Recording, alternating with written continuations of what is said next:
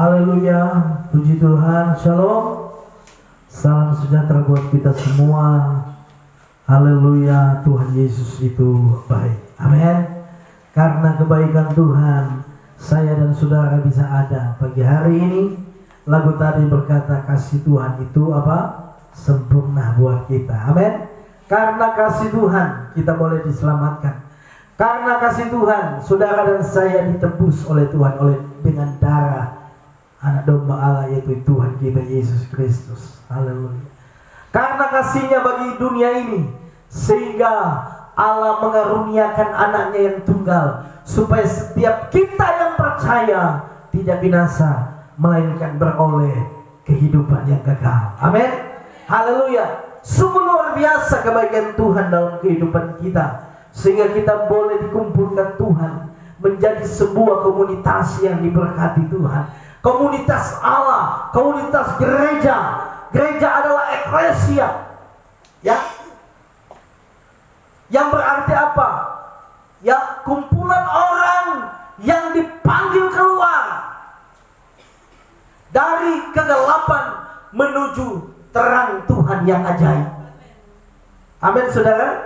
Kita adalah gereja Tuhan yang sebenarnya.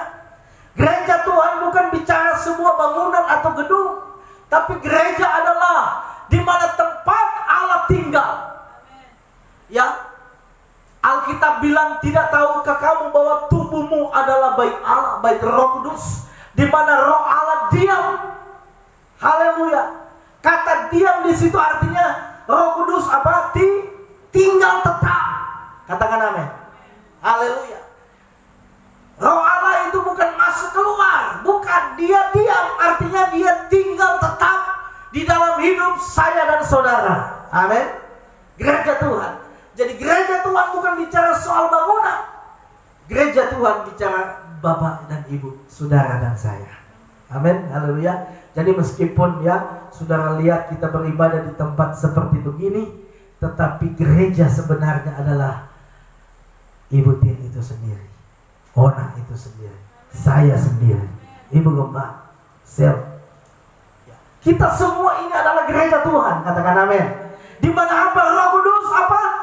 Tinggal tetap di dalam kita. Amin. Jadi pada saya dan saudara ada Roh Allah. Haleluya. Haleluya, puji Tuhan.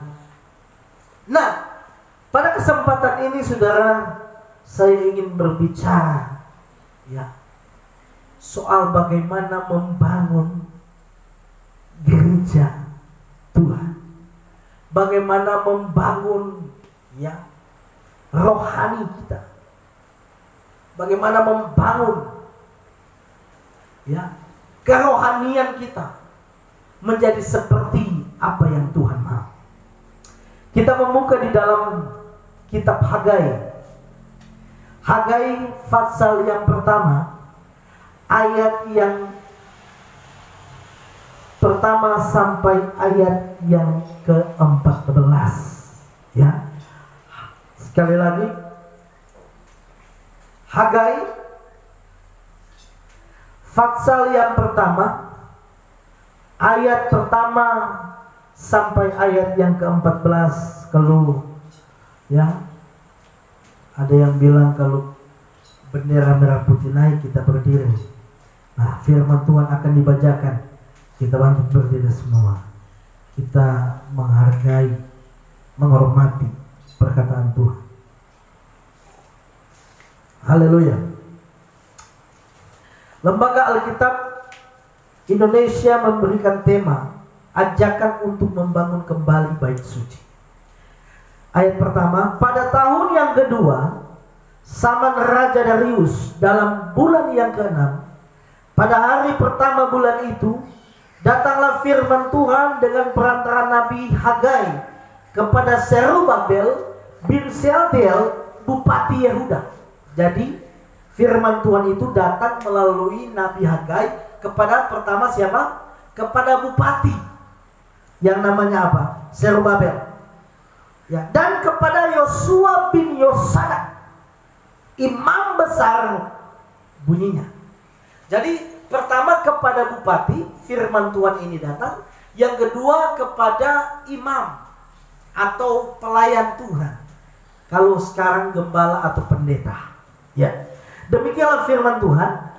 Ayat 2. Beginilah firman Tuhan semesta alam.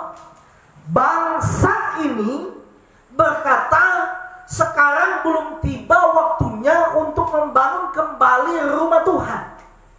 Ya.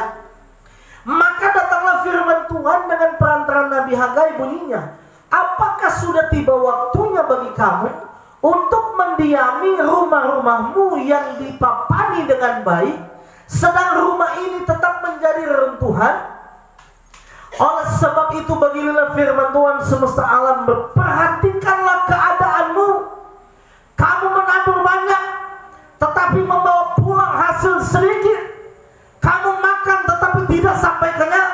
Kamu minum tetapi tidak sampai puas. Kamu berpakaian tetapi badanmu tidak sampai panas. Dan orang yang bekerja untuk upah, ia bekerja untuk upah yang ditaruh dalam pundi-pundi yang berlobang.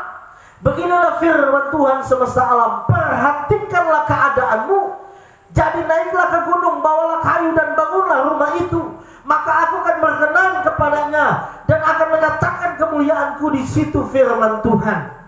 Kamu mengharapkan banyak, tetapi hasilnya sedikit. Dan ketika kamu membawanya ke rumah, aku mengembuskannya. Oleh karena apa? Demikianlah firman Tuhan semesta alam. Oleh karena rumahku yang telah menjadi reruntuhan, sedang kamu masing-masing sibuk dengan urusan rumahnya sendiri. Itulah sebabnya langit menahan embunnya dan bumi menahan hasilnya. Dan aku memanggil kekeringan datang ke atas negeri, ke atas gunung-gunung, ke atas gandum, ke atas anggur, ke atas minyak, ke atas segala yang dihasilkan tanah, ke atas manusia dan hewan, dan ke atas segala hasil usaha. Lalu Zerubabel bin Syaltiel dan Yosua bin Yosadak imam besar dan selebihnya dari bangsa itu mendengarkan suara Tuhan Allah mereka. Dan juga berkata Nabi Hagai sesuai dengan apa yang disuruhkan kepadanya oleh Tuhan Allah mereka. Lalu takutlah bangsa itu kepada Tuhan.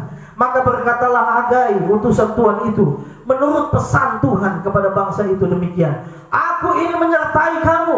Demikianlah firman Tuhan.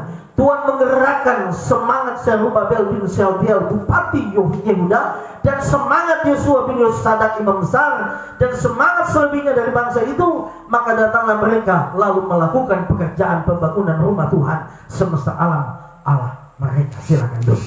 Haleluya.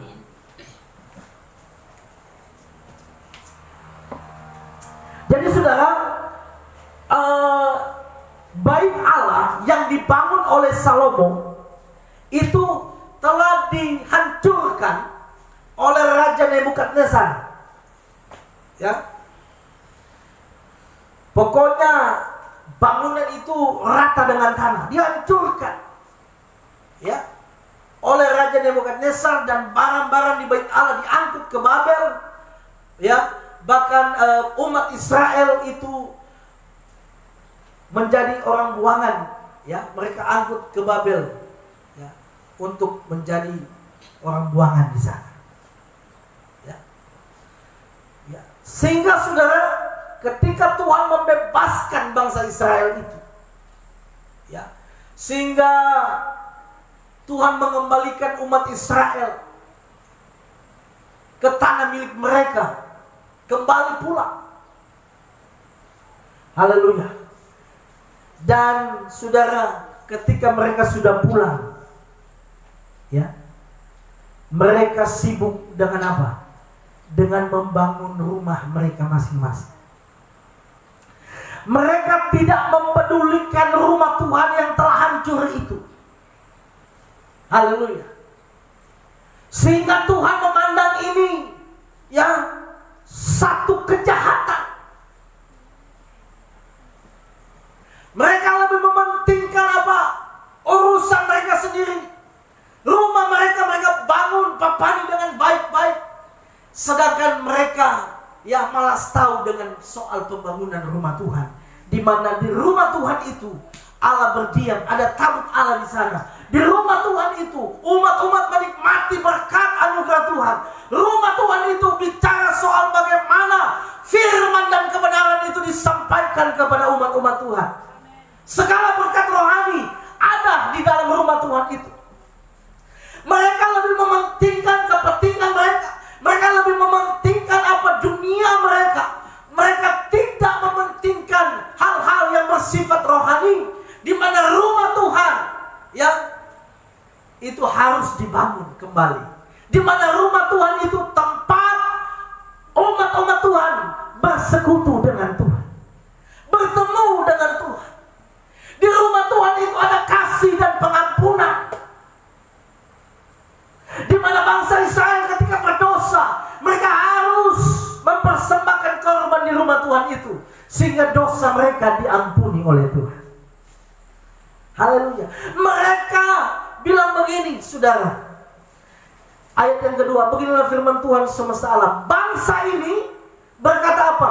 Sekarang belum tiba waktunya. Ya,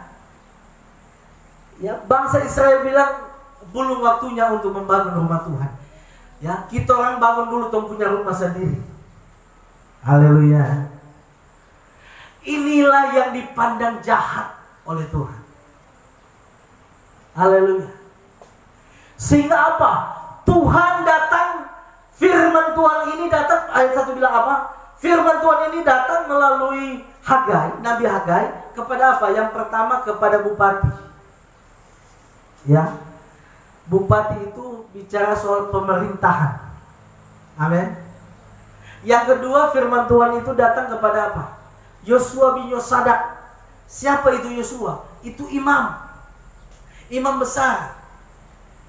Artinya kalau sekarang itu kita hubungkan dengan pelayan Tuhan, gembala atau pendeta.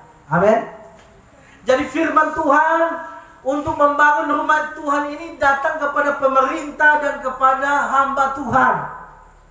Haleluya. Makanya ya syukur bagi Tuhan kita ada di Papua Barat. Kenapa? Karena ya kita pekerjaan Tuhan itu diperhatikan oleh pemerintah. Haleluya. Ya.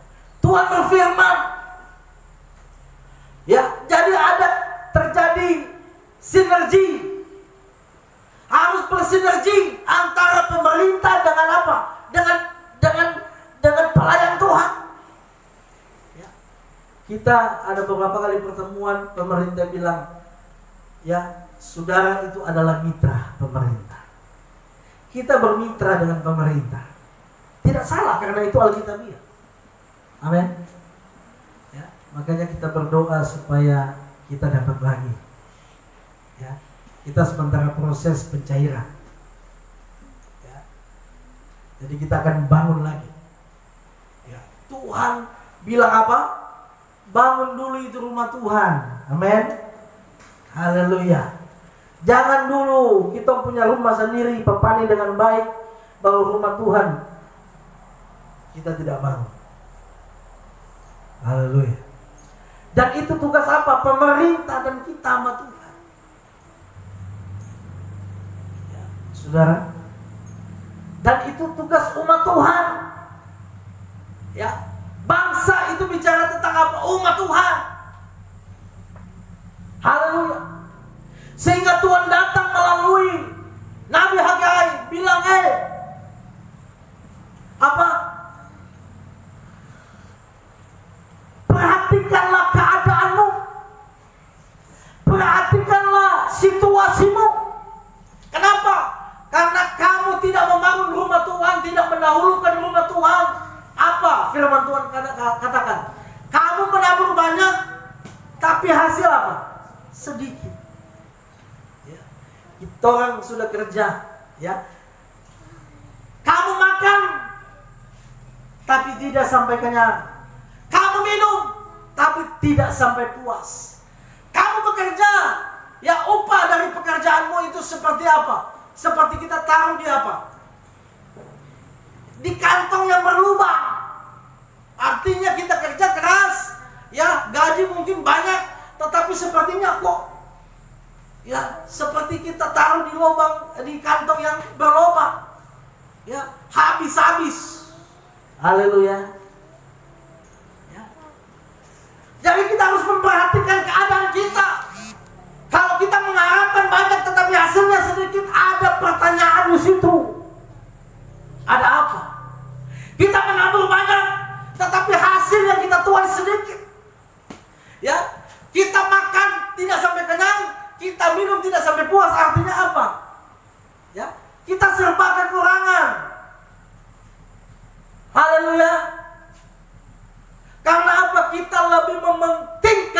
kepentingan kita di atas kepentingan Tuhan.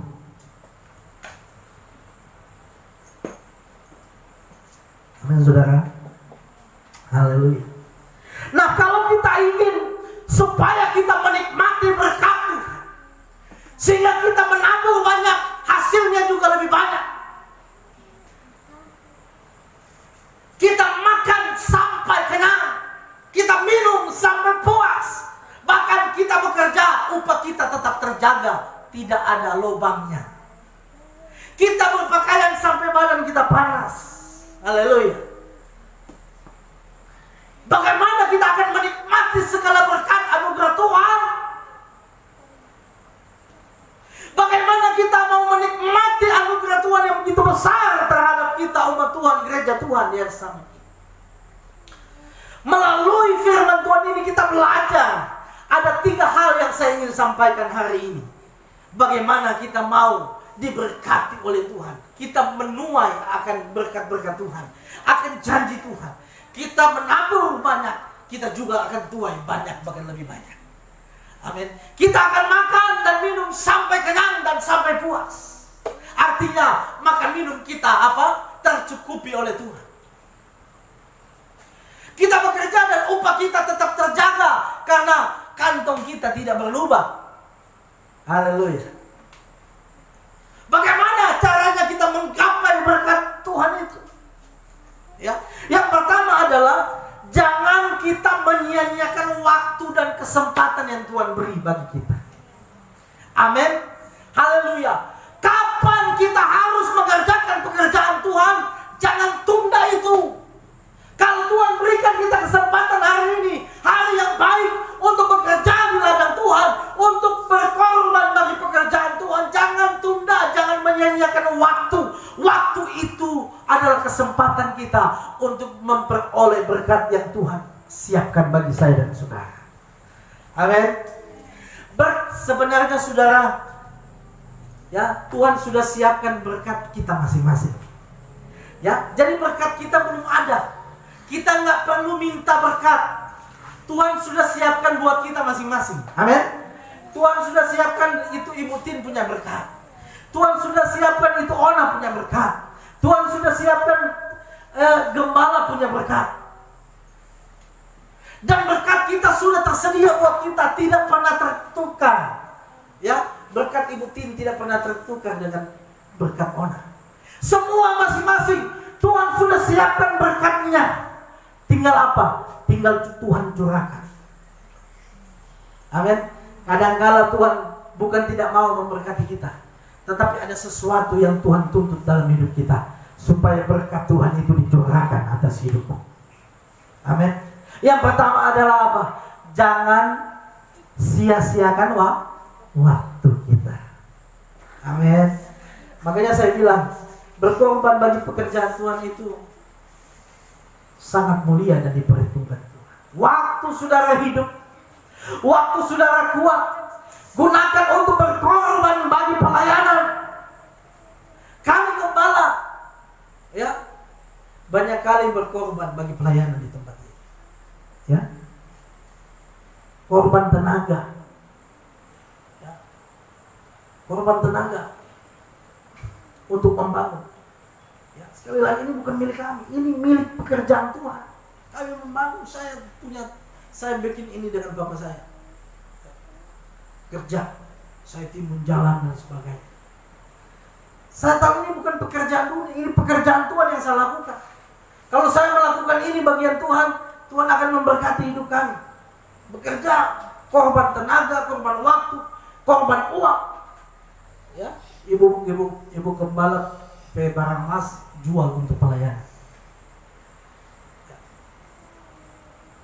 Ibu gembala punya anting-anting, punya kalung kesayangan, jual demi apa? Melayani Tuhan, berkorban bagi pelayanan Tuhan, jual apa-apa.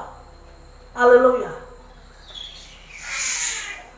Saudara jemaat Tuhan, saya sebagai hamba Tuhan mengajak saudara untuk berani dan tidak menyia-nyiakan waktu yang ada. Apa yang saudara punya, bawa bagi pekerjaan Tuhan. Ya, saya ajak jemaat untuk apa? Belajar untuk berkorban. belajar untuk melayani. Walaupun sulit. Belajar untuk memperhatikan pekerjaan Tuhan lebih daripada kepentingan. Kalau kita memperhatikan lebih dulu pekerjaan Tuhan, tidak menyia-nyiakan waktu, maka Tuhan bilang apa? Ya, Tuhan akan memberkati. Kamu akan apa yang kau tanam, kamu akan menuai banyak. Haleluya. Kamu akan makan sampai kenyang. Haleluya. Dan kamu akan minum sampai puas. Artinya kamu akan diberkati oleh Tuhan. Saudara, Tuhan tidak pernah berhutang bagi manusia. Tuhan tidak pernah berhutang pada manusia, pada kita semua. Ya, yang banyak berhutang kita kepada Tuhan. Apa yang kita kerjakan bagi Tuhan, Tuhan pasti akan membalas. Prinsip Tuhan apa?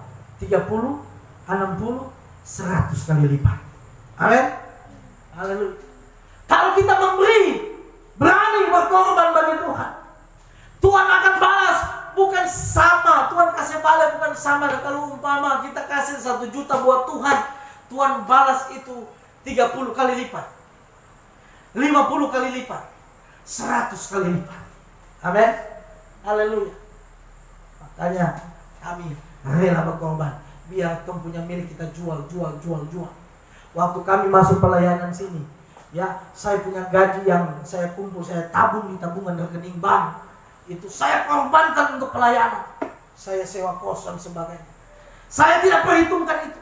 Kenapa? Saya yakin Tuhan saya tidak berhutang kepada saya. Amin. Tuhan saya tidak mau berhutang kepada saya, sehingga kami menikmati segala berkat Tuhan. Kalau mau pikir, saudara, kita GPDI tidak dapat gaji. Beda dengan sinode lain.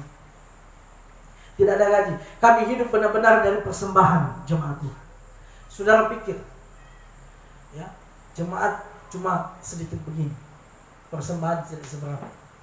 Ya. Bagaimana kita bisa hidup? Haleluya. Biaya hidup di Papua mahal, ya, Ibu Tin, nggak berapa mahal. Tapi kalau kami keluarga Gembala boleh hidup sampai hari ini, ya, karena Tuhan tidak berhutang kepada kami. Haleluya. Apa yang kami tabur dalam pelayanan, kita akan menuai dengan sorak-sorai. Haleluya. Kita belajar, saudara, belajar menabur di ladang Tuhan. Haleluya. Mungkin besok engkau belum menuai, mungkin lusa engkau belum menuai, tapi yakinlah, taburan saudara dalam pelayanan tidak pernah sia-sia di hadapan Tuhan.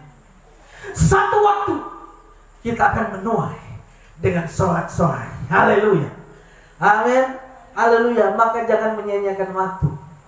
Ya. Waktu yang Tuhan beri, pakai baik-baik. Ya.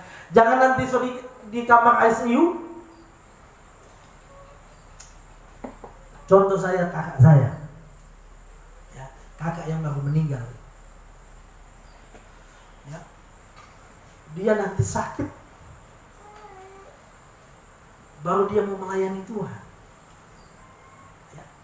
Nanti dia sudah sakitnya parah, baru bilang, Tuhan, kalau saya sembuh saya mau melayani Tuhan. Tuhan bilang, kemana? Selama 10 tahun. Selama 10 tahun waktu yang saya beri, kesempatan yang saya beri untuk engkau melayani, engkau buang dengan sia-sia. Haleluya. Ini bukan bicara soal selamat atau tidak selamat, bukan. Ini bagaimana kita buang waktu itu, kita sia-siakan. Masalah keselamatan, saya percaya selamat. Kenapa? Karena dia ada pemulihan dengan Tuhan dulu. Ada berapa bulan dia pemulihan dengan Tuhan. Keselamatan, ya selamat. Tetapi saudara, ya, sia-sia itu Tuhan gak kasih kesempatan. Makanya kalau kita masih sehat, kita masih kuat, Tuhan masih beri di nafas hidup ini, jangan sia-siakan waktu itu. Apa yang kita beri untuk Tuhan, pasti Tuhan akan membalasnya. Mungkin saudara berkata, Pak Pendeta, saya tidak punya cukup banyak uang, ya, untuk membantu pekerjaan Tuhan. Saya mau beritahu, ya, di dalam pekerjaan Tuhan, nominal itu tidak diperhitungkan. tetapi ketulusan saudara berkorban itu yang diperhitungkan. Hati saudara yang dilihat, bukan nilai nominal uang itu. Amin saudara. Saudara ingat persembahan janda, ya? Orang lain membawa persembahan dengan segala kekayaannya, mereka bawa perhiasan emas, perak, mereka kasih di meja. Ya, ada satu janda dan Yesus memperhatikan janda itu. Dan orang lain juga memperhatikan janda itu karena apa? Mau lihat ini janda ini mau taruh berapa? Ya, hanya ada 2 peser. Dia bawa pelan-pelan ke depan. Dengan malu-malu dia taruh itu persembahan itu. Orang lain mencibir dia, orang lain menghakimi dia, orang lain bilang, aduh masa persembahan cuma begitu, sedikit. Bagi pandangan manusia itu sedikit. Tapi Yesus lihat, Yesus bilang apa? Sesungguhnya persembahan janda ini jauh lebih banyak daripada persembahan kalian. Karena apa? Karena janda ini memberi dari kekurangannya, sedangkan kalian memberi dari segala kelimpahannya. Tuhan gak pernah nilai pemberian saudara dengan angka atau nominal. Amin saudara. Tapi Tuhan lihat ketulusan hati saudara untuk berkorban demi pekerjaan Tuhan dan melayani Tuhan. Bila kita orang sumbang sampai ratusan juta, tapi kalau kamu kasih, kamu bersungut, kamu komplain, kamu sombong, gak ada guna pemberian itu.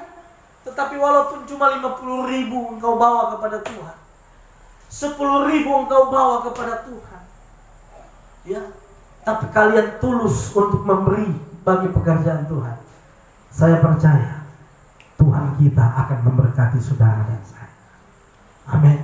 Tuhan gak lihat hak nominal saudara, tapi Tuhan lihat hati saudara, mau rela berkorban bagi pekerjaan Tuhan. Jangan sia-siakan waktu kita, Bapak, saudara-saudara sekalian. Yang kedua, itu yang pertama, jangan menyia-nyiakan waktu. Yang kedua adalah hidup yang memprioritaskan Tuhan. Apa saudara? Hidup yang prioritas utama adalah kepentingan-kepentingan Tuhan di atas segala kepentingan kita. Amin.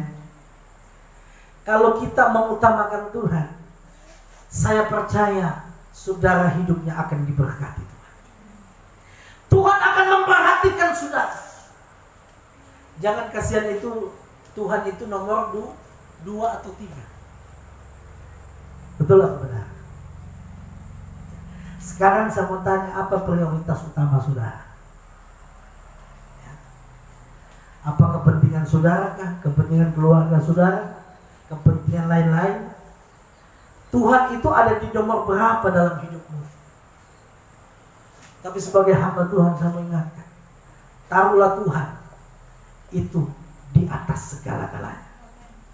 Prioritaskan dia lebih dari apa yang engkau prioritaskan hari-hari ini. Utamakan dia lebih dari segala apa yang paling utama dalam hidupmu. Kasihi Tuhan lebih dari apa yang engkau kasihi dalam dunia ini. Ketika Abraham diuji imannya, Tuhan minta apa? Tuhan minta Ishak. Ishak ini adalah anak pergumulan. Baru anak cuma satu lagi. Tuhan minta. Saudara, untuk mendapatkan Ishak, Abraham harus sabar kurang lebih 25 tahun. Saudara bayangkan, Abraham punya pergumulan, sabar untuk menanti 25 tahun itu suatu jangka waktu yang cukup panjang. Kadang-kala kita bergumul baru 1 tahun kita sudah menyerah. Apalagi Abraham 25 tahun dia baru mendapatkan Ishak. Sekarang sudah dapat Ishak, Tuhan minta lagi. Haleluya. Kadang-kala Tuhan minta sesuatu yang paling berharga dari hidupmu. Untuk apa? Untuk menguji saudara. Apakah saudara lebih mengasihi apa yang engkau kasihi dalam dunia ini, atau lebih mengasihi Tuhan? Abraham karena saya seorang ayah, ya, saya punya anak-anak, ya. Apalagi anak pergumulan, ya. Sangat, saya percaya Abraham sangat mengasihi Ishak dengan kasih yang besar. Tapi Allah minta korbankan Ishak, bunuh itu Ishak. Tidak segampang yang kita baca dalam Alkitab. Kalau kita masuk ke dalam cerita itu dan kita menghayati bagaimana perjuangan Abraham, ketika kayu sudah tersedia, anaknya berkata, "Bapak, kayu sudah tersedia, mezbah sudah siap, mana korbannya?" Dengan lugu anak ini bertanya. Anak ini tidak tahu bahwa korbannya adalah dia sendiri. Saya percaya mungkin waktu Abraham ikat ini Ishak, dia ikat dengan tali. Saya percaya Abraham itu meneteskan air mata. Waktu dia angkat ini anak, taruh di mezbah untuk dikorbankan, di kayu untuk dibakar, dibunuh, disembelih. Saya percaya Abraham meneteskan air matanya. Ketika dia ambil pisau, ingin menggorong lehernya, ya, ingin menyembelih Ishak. Saya percaya dengan berat hati dia begitu. Haleluya. Tetapi karena dia mengasihi Tuhan lebih dari semua yang dia punyai, dia menunjukkan bagaimana dia kasihnya kepada Tuhan luar biasa. Dia berani mengorbankan Ishak, anak yang tunggal itu, anak pergumulan itu, anak yang dia kasihi itu, demi Tuhan. Dia korbankan. Haleluya. Tapi Tuhan bilang, sudah cukup. Stop, jangan bunuh dia. Sekarang aku tahu. Haleluya. Tuhan memuji Abraham dan Abraham lulus ujian. Tuhan bilang, lihatlah ada domba, itu yang digantikan, sembelih dan persembahkan. Amin. Kadangkala Tuhan minta dari hidupmu sesuatu yang paling engkau kasihi, seseorang yang paling engkau hargai, paling engkau cintai. Tuhan mau ambil daripada saudara. Tuhan mau lihat apakah saudara lebih mengasihi manusia atau mengasihi Tuhan. Amin. Coba bayangkan, kita main logika aja. Abraham, Tuhan minta anak dikorbankan, anak yang tunggal, anak yang dikasihi, dia kasih, betul? Ya kan? Dia kasih kepada Tuhan. Dia tidak ragu dengan Tuhan, dia kasih. Sekarang, kalau Tuhan minta harta, kira-kira dia kasih atau tidak? Ya. Kalau Tuhan minta semua hartanya dibawa kepada Tuhan, Abraham kira-kira kasih atau tidak? Kasih. Jangankan harta, anaknya yang dia kasih saja dia kasih kok. Saya mau ajar umat Tuhan, jemaat Tuhan, jangan hitung-hitungan dengan Tuhan. Tuhan sudah banyak melakukan hal baik dalam hidup kita. Jangan hitung-hitungan dengan Tuhan. Kalau kita ada berkat, bawa ke rumah Tuhan, bawa kepada pekerjaan Tuhan, bawa kepada hamba Tuhan, rela berkorban, nanti Tuhan akan berkati hidup saudara dan saudara lihat bagaimana berkat Tuhan yang luar biasa. Abraham, dia meninggalkan kekayaannya di tanah Ur Kasdim, dia tinggalkan orang tuanya, dan saudara tahu Abraham diberkati dengan kekayaan yang luar biasa. Amin saudara. Kalau kita dengan Tuhan tidak rugi, ya, tidak rugi. Ada lagu bilang apa? Ya, untungku besar jika Yesus milikku, jiwaku berkah, ada damai sepenuh. Amin saudara. Haleluya. Ada untung besar ketika kita menjadikan Yesus milik kita.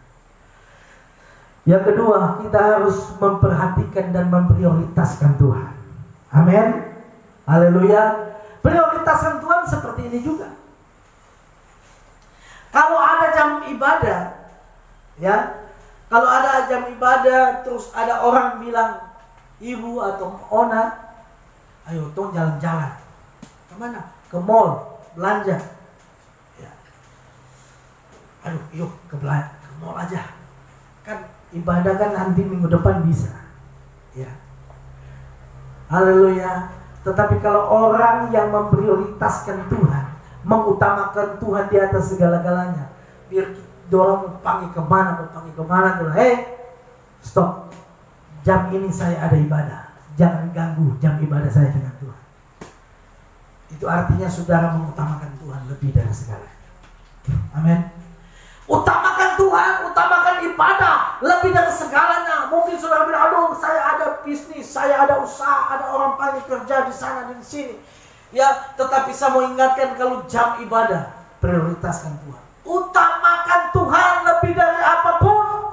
Kalau kita belajar mengutamakan Tuhan, maka Tuhan akan memberkati kita secara luar biasa. Berkat Abraham, Ishak dan Israel menjadi bagian kita. Amin saudara. Ya. Jadi saudara, sebagai hamba Tuhan saya mengingatkan, mari jangan sia-siakan waktu, karena waktu tidak akan pernah kembali. Waktu itu akan berakhir. Haleluya. Dan waktu kalau sudah berakhir, dia tidak akan pernah kembali lagi. Jadi kalau ada waktu sekarang, kita kerjakan baik-baik. Jangan sia-siakan waktu yang ada. Ya, kita lakukan demi kemuliaan Tuhan. Ya, dan belajarlah mengutamakan Tuhan lebih dari apapun. Belajarlah mengasihi Tuhan lebih dari apapun, siapapun yang saudara miliki. Belajarlah mengutamakan Tuhan. Dan saya percaya, ya, kita akan diberkati oleh Tuhan. Dan yang terakhir, yang ketiga, haleluya. Ayat yang ke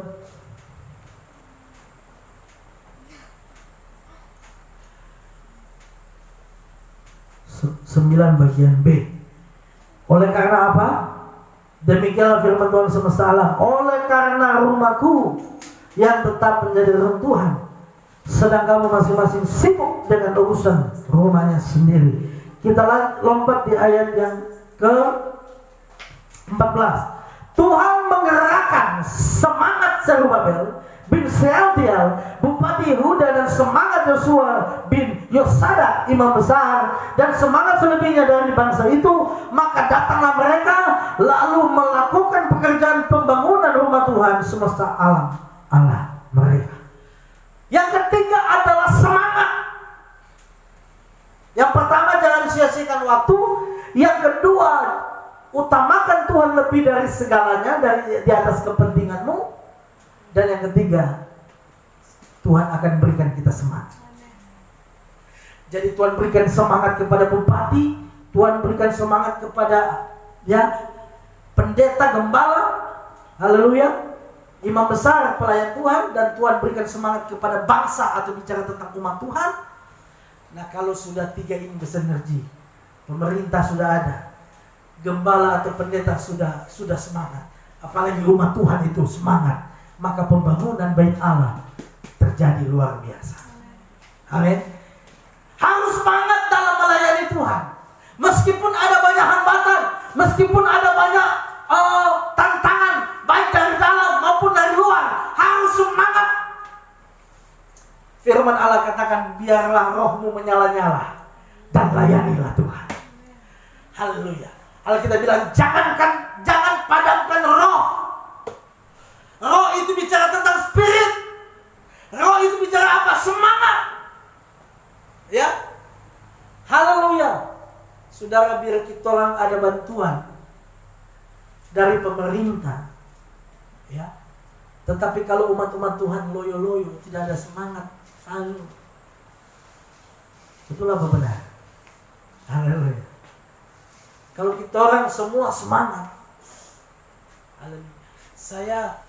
Saya akui jempol itu di Manado, itu jemaat di Manado. Ya. Kenapa? Karena di Manado tidak ada seperti yang di Papua Barat, di Papua khususnya. Tidak ada dana otsus, tidak ada Di sana bantuan pemerintah kalaupun ada paling besar itu 25 juta. Paling besar. Dan itu harus ada orang dalam, harus ada koneksi. Tidak semua dapat. Tapi saudara lihat, gereja-gereja di Manado, kalau saudara pernah pergi ke Manado, gereja-gereja di Manado besar. Ya. Besar, karena apa? Bangunan dari apa? Dari swadaya jemaat. Jemaat punya korban. Pak Pendeta, saya korban 2 sak semen.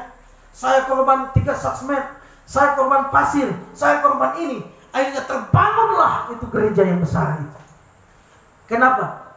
Karena semangat dari umat-umat Tuhan, dari jemaat. Haleluya. Walaupun mereka tidak dapat bantuan seperti kita, tapi gereja tetap terbangun. Kenapa? Karena semangat. Amin.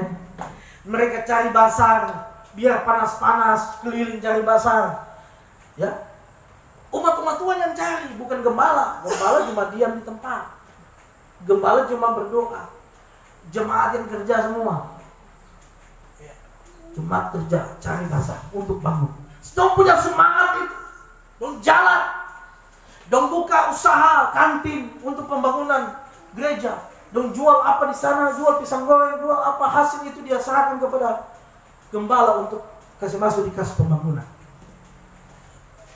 Semua itu dari jemaat. Dia punya pisang, dia punya tahu, dia punya itu, jemaat punya korban semua dan diberikan semua kepada Tuhan. Haleluya. Semangat, apalagi kita di Papua Barat ini terlalu kalau tidak semangat. Amin. Karena apa? Sudah dapat topangan dari pemerintah. Kita kan tidak tinggal di rumah ini saja. Terima pemerintah bantu bangun. Haleluya. Ya. Terlalu kalau kita tidak semangat. Amin. Saudara semangat. Haleluya. Kita harus semangat. Jangan biarkan roh kita padam. Haleluya. Alkitab bilang apa? Semangat yang patah keringkan tulang. Spirit itu harus bangkit. Spirit semangat harus bangkit. Makanya Tuhan, ya, ketika mereka lagi down, mereka bilang, aduh, tong bangun dulu, tong punya rumah dulu. Karena apa? Semangat mereka patah. Kenapa?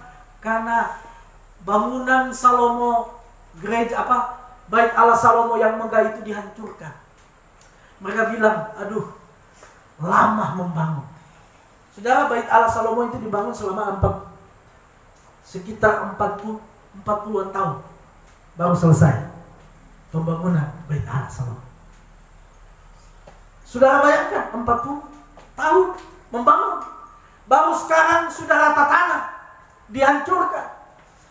Artinya doang apa? So patah semangat. Ya, makanya firman Tuhan datang dan firman Tuhan membangkitkan semangat. Alkitab bilang apa? Apa yang membangkitkan mereka semangat? Di sini dibilang apa? Maka berkatalah Hagai utusan Tuhan itu menurut pesan Tuhan kepada bangsa itu demikian. Aku ini menyertai kamu. Demikianlah firman Tuhan. Kenapa? Ya bupati Yehuda, imam besar, bahkan umat Israel semangatnya bangkit untuk membangun rumah Tuhan. Kenapa? Karena ada penyertaan Tuhan di sana. Amin. Jemaat GPD Harvest, meskipun kita dalam bilangan yang kecil, menghadapi proyek besar Allah ini mungkin kita mustahil, ya, karena saya tahu ekonomi jemaat mustahil. Makanya topak gembala supaya, ya, proposal cair. Haleluya. Dan kita bangun ini. Haleluya. Harus semangat, ya, harus semangat kita melayani Tuhan. Karena apa? Percayalah, Immanuel, Allah menyertai saudara saya. Saya percaya penyertaan Tuhan itu ada sampai hari ini. GPD Harvest boleh eksis sampai hari ini karena penyertaan Tuhan. Amin. Semangat terus dalam melayani Tuhan. Saya ada pada kesimpulan khotbah saya. Haleluya. Kalau kita ingin diberkati Tuhan, kalau kita ingin, ya, apa yang kita tabur, ya, itu yang akan kita tuai. Kita makan sampai kenyang, kita minum sampai puas, kita menikmati segala berkat anugerah Tuhan. Yang pertama, jangan menyia-nyiakan waktu yang Tuhan beri bagi kita. Itu kesempatan buat kita untuk bekerja bagi Tuhan. Yang kedua, utamakanlah Tuhan lebih dari segala kepentinganmu. Yang ketiga adalah, ingatlah, jangan patah semangat. Karena ada Allah Immanuel, Allah yang menyertai setiap kita. Dan kalau Tuhan menyertai, saya percaya pekerjaan apa yang kita kerjakan pasti berhasil. Amin. Puji Tuhan. Kita datang kepada Tuhan. Kita mau berdoa. Kita bangkit berdiri semua. Kita tunduk kepala. Kita akan berdoa bagi firman Tuhan. Haleluya, haleluya. Kami bersyukur kepadamu Bapa di surga, buat kebenaran firman-Mu datang kepada kami hari ini, supaya kami tidak boleh menyia-nyiakan waktu yang Tuhan anugerahkan kepada kami. Waktu merupakan kesempatan buat kami untuk melayani Tuhan, untuk melayani pekerjaan Tuhan, bahkan untuk memberi yang terbaik bagi pekerjaan-Mu Tuhan. Dan biarlah kami, ajarlah kami hamba-hamba-Mu, ajarlah kami umat-umat-Mu untuk lebih mengutamakan Tuhan lebih dari segala kepentingan kami. Dan kami percaya Engkau Allah Immanuel menyertai kami. Bangkitkan semangat kami yang patah. Oh, bangkitkan semangat kami, spirit kami, biar roh kami menyala-nyala dan layani Tuhan. Haleluya. Terima kasih Tuhan buat kesempatan yang Tuhan beri bagi kami. Kami mau lebih lagi ya Tuhan. Terima kasih Bapa, sehingga kami boleh menikmati segala berkat anugerah Tuhan. Apa yang kami tabur, itu yang akan kami tuai. Apa yang kami makan sampai kenyang. Apa yang kami minum sampai puas. Kami berpakaian sampai panas. Haleluya. Bahkan, oh Tuhan, kami mendapatkan upah dari setiap pekerjaan kami, dan ditaruh di kantong yang tidak berlubang. Haleluya. Dalam nama Yesus, Tuhan berkati kami. Berkati segala usaha mata pencarian kami. Tuhan berkati makan minum pakai kami, keuangan kami. Berkati hidup kami semuanya dalam nama Tuhan Yesus. Segala anugerah bagi kemuliaan Tuhan. Bapa di surga, tiba saatnya kami setelah mendengar firman, kami akan membuka tangan, berkorban bagi Tuhan dengan tulus hati. Engkau tidak melihat nominal uang itu, tapi engkau melihat hati yang memberi, hati yang tulus untuk berkorban bagi pekerjaan Tuhan. Tuhan berkati kami yang memberi maupun yang belum sempat memberi karena berkekurangan. Tuhan berkati kami semua supaya di hari-hari depan kami boleh dapat berkorban bagi pekerjaan Tuhan. Terima kasih banyak Bapa di surga. Ini doa kami. Kami siap memberikan korban.